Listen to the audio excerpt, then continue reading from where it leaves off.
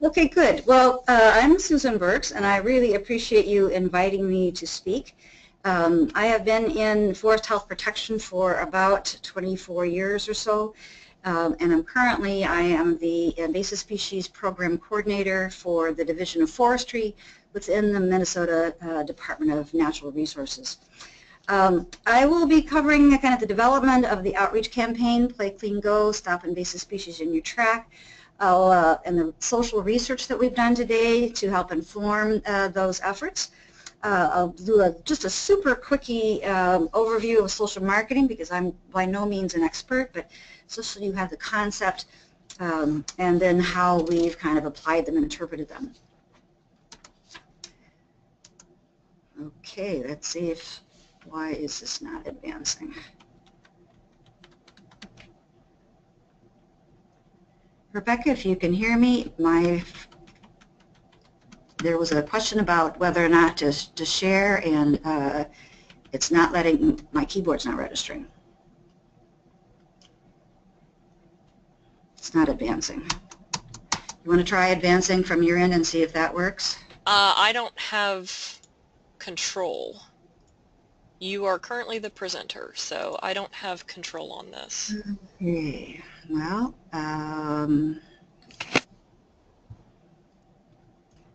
it was working a second ago and it is not now.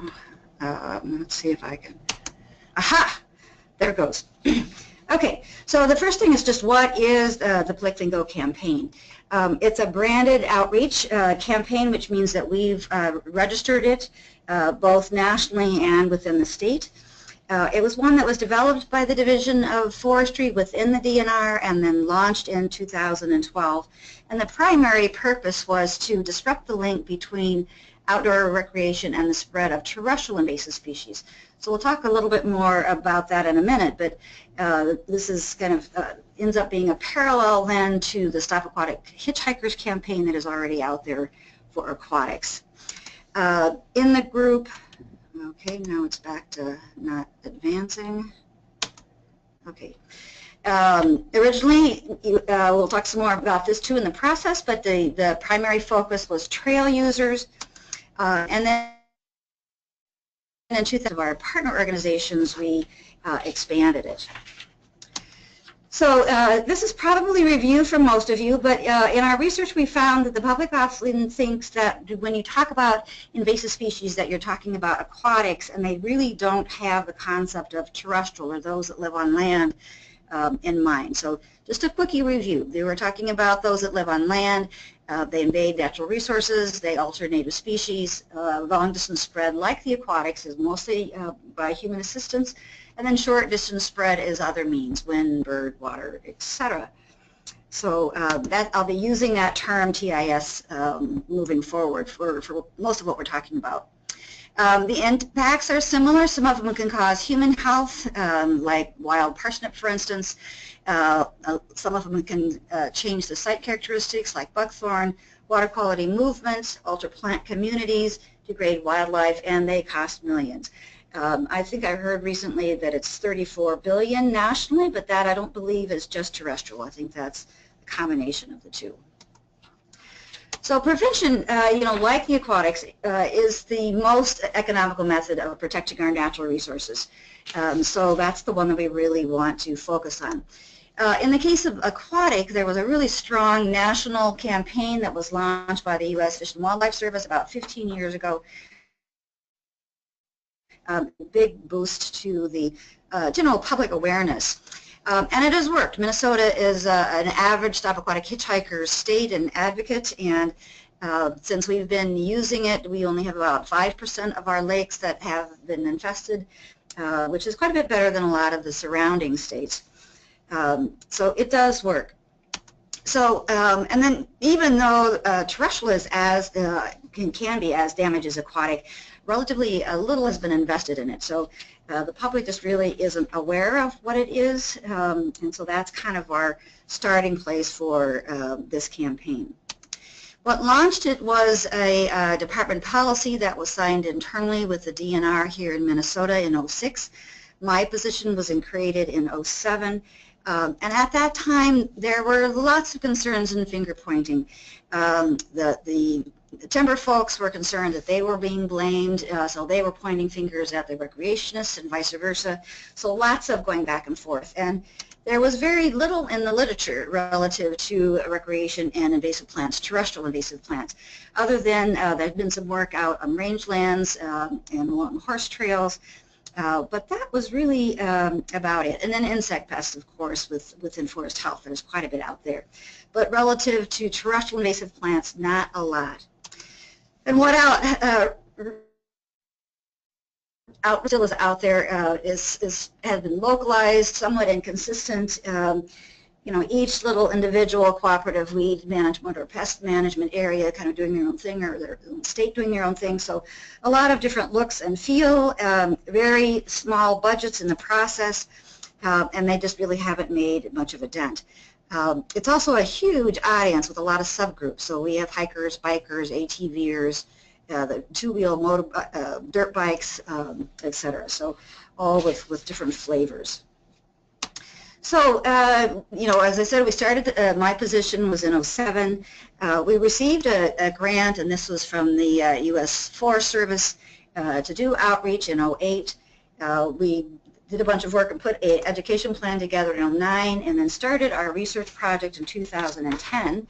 Our brand development, we were lucky enough to be able to hire the graphic artist and brand developer that also did the Stop Aquatic Hitchhikers brand. So he was very familiar with both the market and our audiences, and that really helped. We did the launch in 2012, and you know, that's so 4 years ago, and then using social marketing to change the public behaviors. So how we kind of set this up is that we had 8 members, key state agencies, as well as the university here and the Forest Service, and this would be state and private forestry that helps us with this.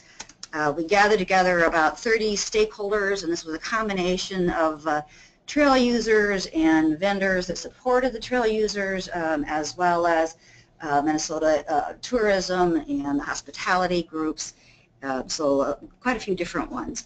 And then with those 2 groups, we characterized and prioritized the subgroups, and that's where we decided that our initial focus was going to be on trail users for a number of different reasons that we'll talk a little bit later. And then the action that we wanted to focus on was cleaning their gear, you know, before they leave the recreation site, preferably before and after leaving the recreation site, but certainly after. So just a quickie on social marketing then, and if you have not read this book, this is Fostering Sustainable Behavior by Doug McKenzie Moore. He's the one that coined the term community-based social marketing. I would highly recommend that you do read the book. The main point is though that it is data-driven marketing. So at each stage of the game, you're collecting data to inform your plans, your media, your strategies, your evaluations, and then where you go from there. So unlike a lot of our traditional outreach where, you know, we throw things out there and we hope it lands and we hope the audiences receive it well, here we're actually, you know, the goal is to actually measure that so that we know for sure whether our outreach is working. These are the steps in community-based social marketing that Doug has outlined. You select your behaviors, and here we're talking about the in behaviors, because if you look at it, any behavior is kind of a combination of other behaviors. So if we want them to use a boot brush, for instance, on their hiking boots, they first have to want to clean their boots. Then they have to figure out, well, how do I get a tool? Where do I get it? Now, how do I get there to go get it?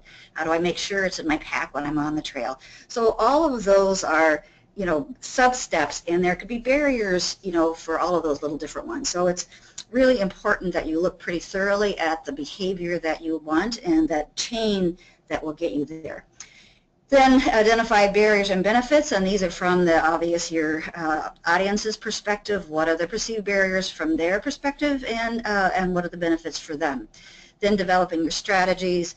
This is your outreach strategies. It's recommended to do it on a small pilot basis, That was kind of what we intended. Ours grew a lot faster than we expected, so we got a little bit ahead of ourselves. So we're, kind of at the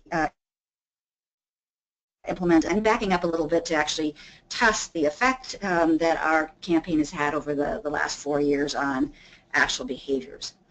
And then the website down there is, so you can get a hold of Doug if you want to. He's got just a wealth of information, including literature review on just a lot of different environmental topics, so just a great reference.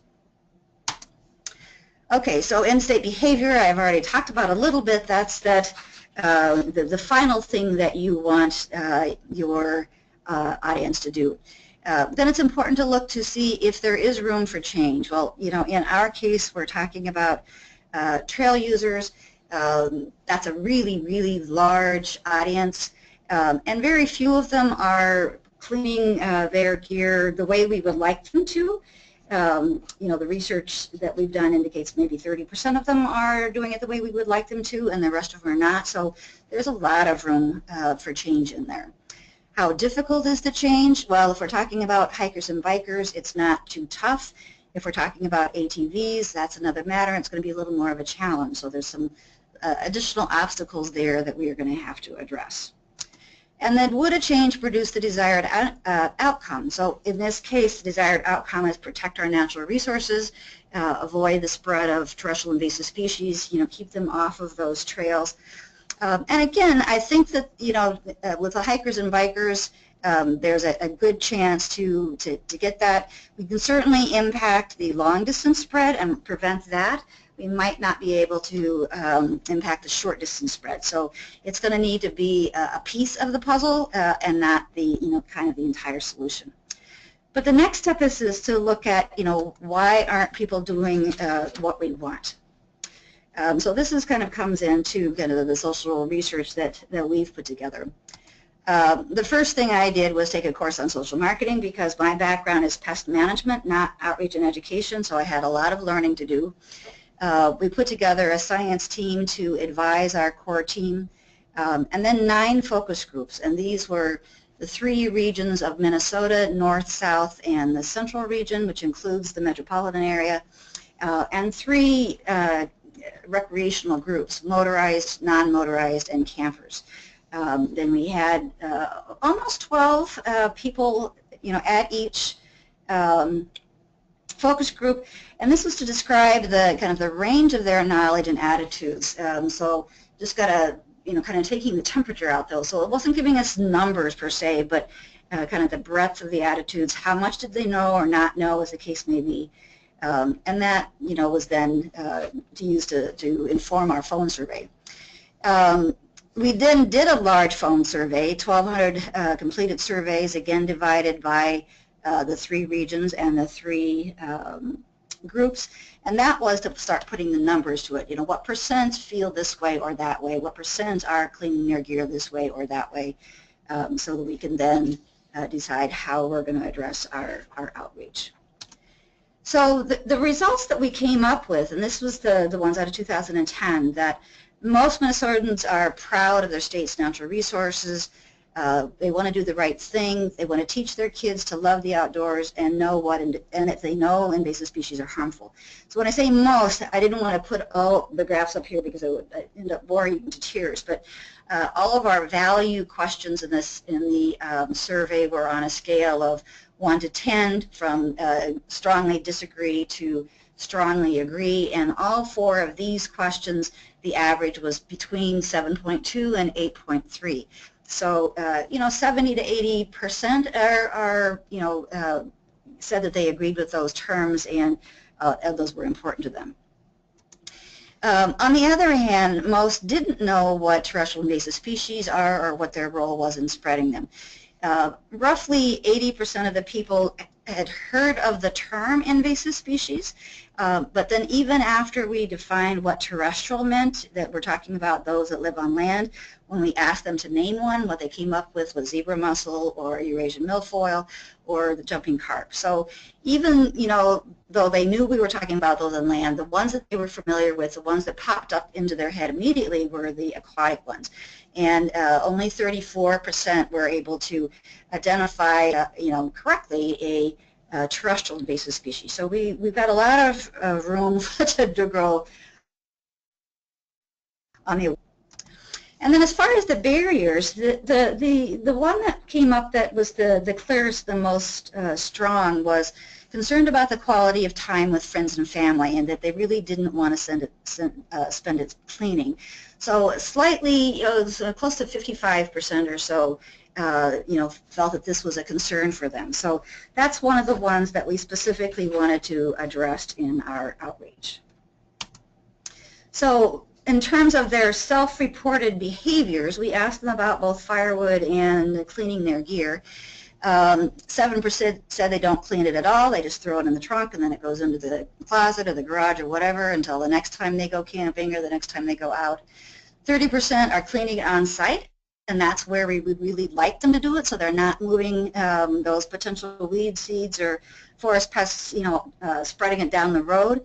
63% cleaning it at home. So while they are not cleaning it where we would like and perhaps not how we would like, at least they're cleaning. So it's not going to be a completely new concept to them.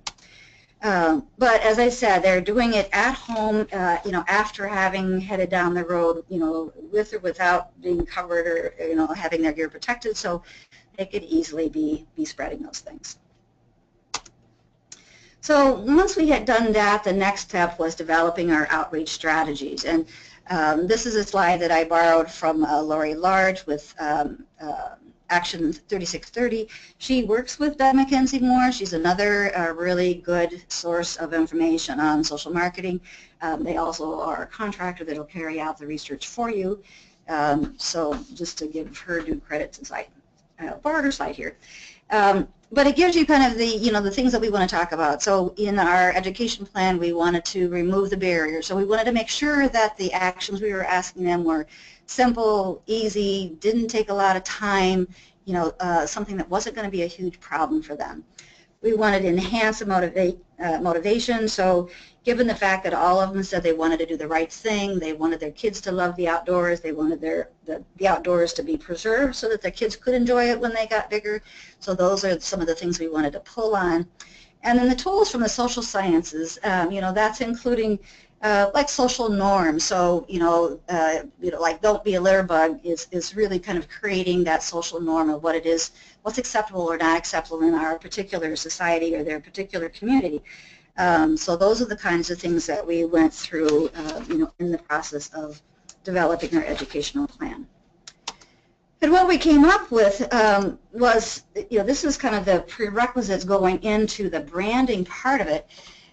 We had to encourage rather than discourage recreation. So some of our in-house research here at the DNR had indicated that almost all of the outdoor activities are on the decline, with everybody's nose glued to the screen, with the exception of the ATV riders, and that is the only group that is continuing to expand, and it's mostly in the young family categories that are participating in that one.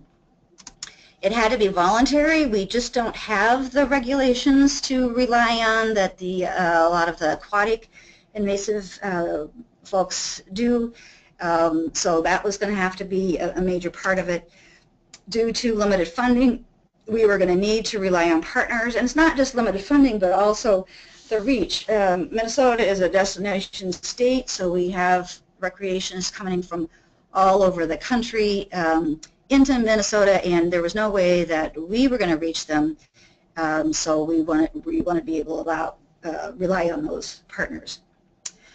It needed to be positive, flexible, and accessible. And I should have added consistent in here because that was one of the primary reasons we wanted to get going. There's a lot of good stuff out there, but it wasn't very widespread, so there wasn't much consistency. And to develop that easily recognizable reminder like the Stop Aquatic Hitchhikers stop sign. We wanted folks coming from anywhere to be able to learn to recognize the PlayCleanGo logo and then be reminded, oh yeah, I need to, check my shoelaces or check the dog so, we're not moving weed seed from one site to the other. And then, in the distribution and execution, we were going to be modeling Stop Aquatic Hitchhikers to the extent possible. And this also was, because we knew that they were going to be showing up in a lot of the same venues that we are, so we wanted it to be something that paralleled fairly well.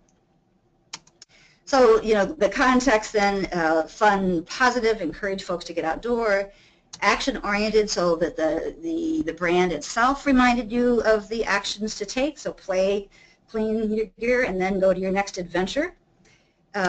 Accessible, speak to the concern about time, also, kind of a modern, fun languaging, messaging. Flexible, because we knew that we're talking about multiple audiences as well as multiple partner organizations with their own local needs. Compatible with those brands and with Stop Aquatic Hitchhikers, and then if we were going to enroll those partner organizations in adopting the campaign, we needed to address their needs as well. So this is what we came up with as the brand, and then the brand assets, or all those things that kind of make up the brand, include a modular format that is really easy to modify, based on your content or your media space or, whatever the vehicle is. Established color scheme that is easily seen and, takes care of all of the accessibility issues from those that are colorblind or whatever. Playful messaging, very large graphic library that is growing every day. And then an online order form for some of the pre-printed materials we offer, which isn't much. We don't have a lot of storage space, but so we readily give the graphic files and the specifications away so folks can print their own. So this is just a quick look at the modular format. It's really easy to swap photos or stick in another logo, or you can change the messaging and then hang it on this skeleton, kind of independent of the size and shape that you're working with.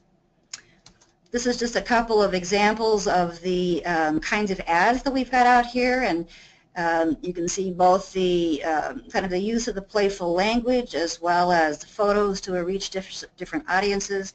None of these have the detailed action steps on them. They just say help prevent the spread, but we have several that do have more bulleted action steps to take, and a couple other variations that you'll see here in a minute. This is our boot brush kiosk, so you can see on that lower left what it would look like in the woods or along the trail or at the trailhead. We have a lot of different variations of these that include different species on them.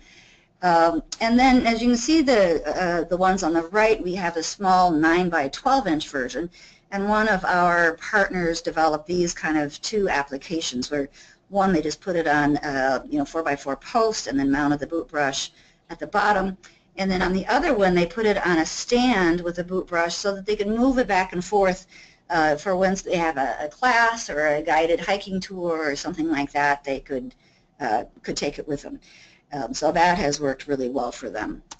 And then all of our events, what we use is this handheld boot brush that we give away along with our rack card to kind of outline what it is we'd like folks to do and be aware of. So the launch happened, as I said, in 2012. We launched the website then and all of the social media pages. We did a direct mailing to all of the forest health cooperators. Those are folks that I had, a long relationship with, and because it was, funded in part by U.S. Forest Service funds, we wanted to make sure that it was available to others. And then from there, it was kind of largely word of mouth.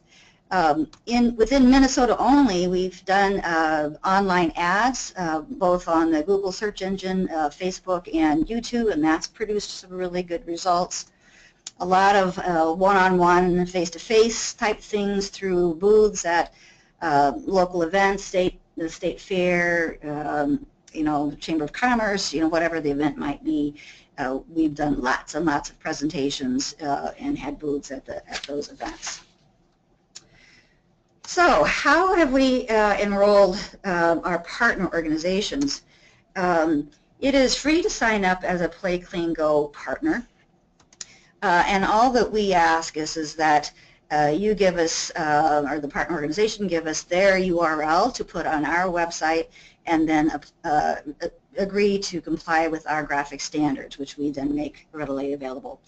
And then what we offer in return is access to our graphic library, some basic graphic services to customize things like they wanted to swap out a photo, put in a different species, drop in an extra logo, those kinds of things. We can do that for free. Then we send them a welcome kit of their pre-printed materials and an extra potential partner packet that they could share with their partners, and you know, kind of examples of whatnot. So I mean, and the whole point is to build that brand recognition across a really broad audience as far as we can. And all speaking with that same voice, the same look and feel, and the consistent messaging. So, and we were much more successful than we kind of expected, which we'll talk about in a little bit.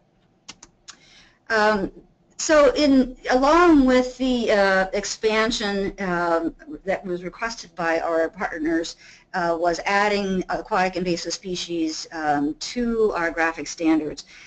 So the intention is not to compete with the Stop Aquatic Hitchhikers, but we definitely had partners, particularly Canada, which you know has not been using Stop Aquatic Hitchhikers, who wanted to see or wanted to use PlayCleanGo for both terrestrial and aquatic, and really saw the value in having one look and feel for all invasive species. So we put some in as examples in our graphic standards and share those. And so that's strictly volunteer. If they want to do that, they don't have to. And in the process, we show them how you can co-brand and you know, kind of talked a little bit about why you might go one way or the other. So if you look at the one on the left, you'll see the primary the owner of the ad is PlayCleanGo, but we have Stop Aquatic Hitchhikers down in an endorsement position. So that's an advantage to us. It you know lets our partners know that the Stop Aquatic Hitchhikers and the U.S. Fish and Wildlife Service supports what we're doing, and that's really a great thing if you're small or new or in trying to get your voice out there to have those kinds of endorsements. It's also necessary if you have you know, are getting grant funding, for instance, to put this out to show those. In the center, we have it as a co-brand. So in that case, you know, we have equal ownership of the product, and this is one of the things that we did in the Upper Midwest Invasive Species Conference that we hold every other year. So all of our materials were co-branded between PlayCleanGo and Stop Aquatic Hitchhikers. And then on the far right, we've reversed those. So we have Stop Aquatic Hitchhikers as the kind of the owner of the ad, if you will, and then PlayCleanGo as the endorsement. And you could take, you know, your own logo or your partner logo and put them in any of these positions, depending on your outreach strategies. They all work. We also added at the same time some materials for public employees. So in particular, you know, those with the DNR, the Department of Transportation, and the one that you can see on the left is the trail groomer. So this was you know, our parks and trails, as well as some of our larger regional park districts. The little sticker at the bottom is a reminder that we put on the log where you keep your mileage, or on the dashboard of the vehicle. And then we have on all of our guided tours, or hopefully all of our guided tours, have root brushes before we go from one site to the other, so that we're educating our attendees as we go. So the participation, kind of where we are now, and then I think we'll be going into the research a bit here.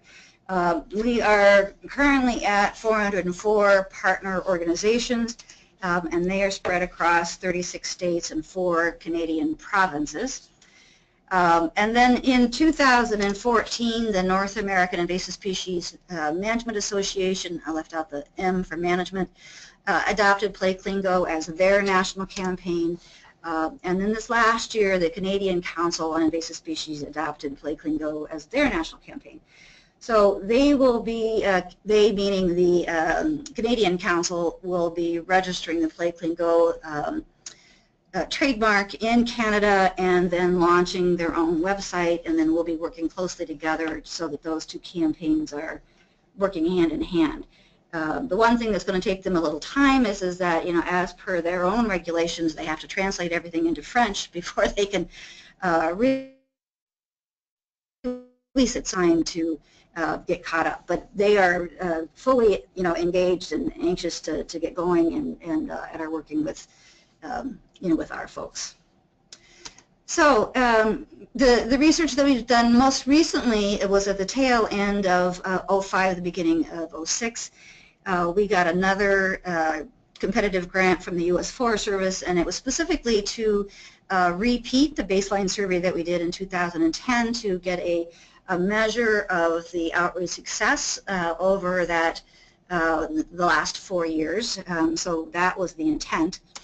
Unfortunately, the Data Privacy Protection Act was passed in there, and a number of new internal policies were implemented in there, and so I was not able to use the same sampling scheme that we did before. So there are some things that we can compare with the earlier research, but some things we can't. It was a slightly smaller survey, just over 1,000 participants, you know, here in Minnesota. So just so you can read all the little bits and pieces of this, recreation responses to 3 questions, and these again were value questions, differ significantly by activity, looking at motorized recreationists versus non-motorized recreationists. And when you look at the numbers, they're all quite close, but if they're in red, that means they were statistically significant, significantly different from each other. So the motorized folks were, let's see if I'm reading this right. So the non-motorized folks were agreed at a higher rate that they should use local wood and that they should clean their gear. They also, you know, they agreed, or at a lower rate, that we know how to clean it. And I'm going to say, hang on a second to make sure that I'm interpreting that correctly. Motorists know how to clean their gear. Yeah, so that's an interesting result there. We also found significant differences between the regions. So in all cases, those in the Twin Cities were significantly different from both the northern and southern recreationalists. And then if you look here, you know, not all of the numbers are in red, but those for both the Twin Cities and those for northern Minnesota are in red. So the Twin Cities was the least likely of the 3 groups to agree that invasive species are a threat. The northern Minnesota and southern Minnesota pretty much agreed on that particular question. The Twin Cities were significantly less likely to think that invasive species could hinder their recreation, while the northern, you know, were significantly more concerned about that one. And then the reverse was true, is that the actions don't matter. So this negative statement, the Twin Cities were more likely to agree that their actions don't matter than did the northern folks. So the northern folks really saw the need that, to do what's the right thing because their actions do matter. So one of the things that we looked at, you know, was the percent that knew about the campaign, because when we did the survey in 2010, there was no such thing as PlayCleanGo. And what we came out with was 14% of our sample knew, which is a relatively small number, indicating that we need to do a little bit more outreach a year in Minnesota. Fortunately, though, we did produce some significantly different results, which is really great given the small sample size. So here are the differences, and you can see they're all significantly different between those that were aware and those that were not. Those that are aware of PlayCleanGo knew how to clean their gear believed that they should clean it, that believed that invasive species can hinder their recreation, and did not agree with the fact that their actions don't matter. So they were already engaged and on board within the short amount of time that the campaign has been out there. And then again, we had significant differences, particularly for those in the northern Minnesota, where those that were aware of PlayCleanGo were much more likely to say invasive species are a serious threat, knew how to clean their gear, and that invasive species can hinder their recreation. And that's really a good thing, because that's certainly the destination, or a large majority of the destination of our recreationists is in the northern part of Minnesota. Southern Minnesota, they were the other direction. So while those that were aware had significantly higher belief, or more likely to say they should clean their gear, they were,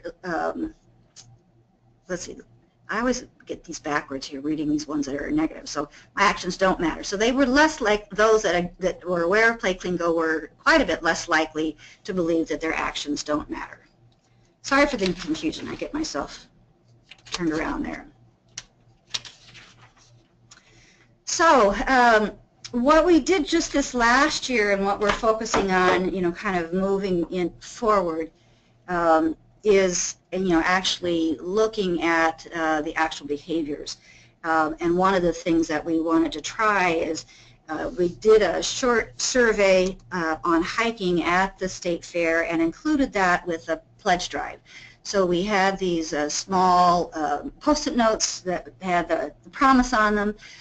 They initialed or signed those promises and then put them up on the board. The thing that was really fun for me was, I was there both on the first day and the last day, and so I got to kind of compare the visual effects. The participants, got a boot brush and then promised to use the boot brush the next time they were out hiking, and then kind of make it more real for them and to get to think about it. We talked about how, what they were going to do to make sure they remembered it, or that it was where they could find it, where they were going to put it. And we had a lot of, kind of ingenious ideas on that too, like tying it to the dog leash and some things like that. So they did get the boot brush, and then we displayed their promises up there and took a number of photos, put that on our Facebook page. But by the end of the fair, which is 12 days, it wasn't the boot brush that was calling people over. It was the visual effect of the Post-it notes on the wall. People would see that from clear across the room, and this is a really large building, and want to know, what's that all about? What are they doing? I want to be a part of that. And so we're up there asking, how can I be a part of this, before they even knew what it was about. So the visual effect was really huge and very, very fun. So we'll be doing a little bit more of that in the future, and we're just going to have to look at how that is going to work. So where we are now then is looking at those observations. How do we, rather than relying on self-reported data, which doesn't necessarily reflect what people are actually doing, so how do we get that, describe it, and in pretty much the same way, what's the breadth of the behaviors out there, and then quantitatively, what are the numbers, the percentage, by trail type, then with or without, cleaning gear, accessibility, what it is they're doing. After the pilot, we hope to expand that to our other partner organizations, so that we can compare results, on several different places across the country. And then with the our National Steering Committee, review those results and see, what strategies or what products we want to be thinking about to respond to what those observations are telling us. And then, as per Doug, we want to, always reevaluate that, implement it, go back and take more data. Is it working? Revise and then do it again. So that is going to be the kind of where we go in the future. So I've ended just a little bit early, plenty of time for questions, and Rebecca, you're going to read those off, correct? Yes, that's correct. So if anybody has any questions, they can type that into their little questions box, and I'll read them off so everyone can hear, and then Susan will be able to answer them in turn. So just whenever you guys have any questions about her program and anything related to that would be just good. And while you guys are thinking about questions, maybe you can put in a quick thing, type it in whether you are currently a PlayCleanGo partner. I would love to know if you are among our partner organizations.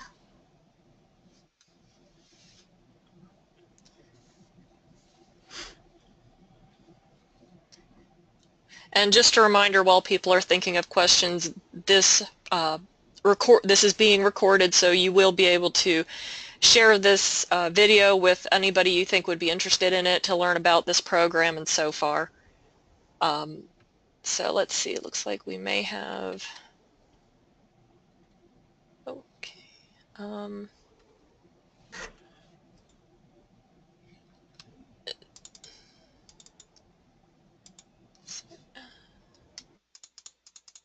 So, well, one of the things I mentioned while you guys are thinking and Rebecca's looking, our website is playcleango.org, and the tabs across the top, the one to the far right is partners, and on that is, in the left-hand navigation is for join, and that talks about what we ask and what it takes. And as I said, it's free. There's really no obligation other than agreeing to use or abide by our graphic standards when using our materials. You can just scroll down on that exact same page and the sign-up form is right there. Next to the Join tab over in the left navigation is going to be the list of current partners organized by country and by state region. So I invite you to take a look there to see who else is a partner in your particular area, because one of the things that we really want to do as well is to get people talking to each other and working together where they can. So we take a look at that. There's that resources tab also. If you go to that one and then to the left-hand navigation says graphics library. That is only a very, very, very small sampling of our graphics library, but you can download some of the materials from there. But when you become a PlayCleanGo partner, we would send you an invitation to our Dropbox folder, and that would give you full access to everything we have, which is a lot. so it looks like Jennifer Hanel was saying that they are not partners, but that their state, Michigan, has a similar initiative right now through their DNR program. Mm-hmm. So let's see. And do have one question here from Karen Lowerson. Have you partnered with other state parks organizations, and what about smaller agencies such as county level? Yeah, we have lots and lots of counties. We have quite a few states. We have a lot of cooperative weed management areas or cooperative invasive species or SISMAs. I think people call them either CWMAs or SISMAs. We have quite a few of those. And that in particular is where I think the best use is, because those smaller groups often don't have access to graphic artists or the time and money to put together the graphic materials. So we can give them everything they need and help them drop their logo in, and they can just print it and distribute it. So quite a few other ones, and you'll see that when you visit the website and the different links. So, okay, any other questions? Looks like we had a pretty good audience, about 38 to 40 attendees. Which is great. Mm-hmm. Yeah. Well, the person in Michigan, we do have a number of partners in Michigan, and one of them, Katie, and I think her I always mispronounce her last name, but I think it's Agrisik. She's on our steering committee now, which is really great. So you're represented on our national steering committee. So, got another minute or two, so let's see. And Yeah, Jennifer Hanel said, apparently our organization is on your list. All right. So that's good. Yes, that's great.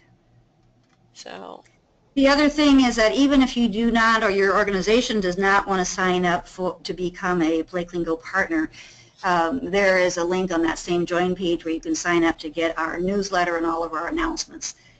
So for those of you that, that as individuals, or, the mothership isn't necessarily on board, you can go ahead and do that too, and stay connected that way.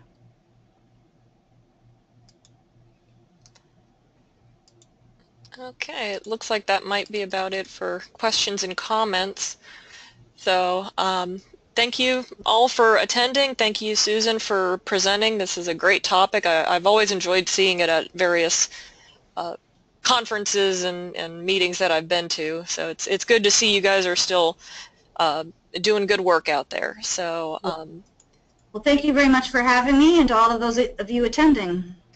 all right, and we do have another presentation here at 3 o'clock. So I'll be ending this webinar, and at 3, be sure to check out our presentation, 11 Years of Firewood Behavior Change Research. And so I hope to see you guys in there, and you guys have a good day otherwise.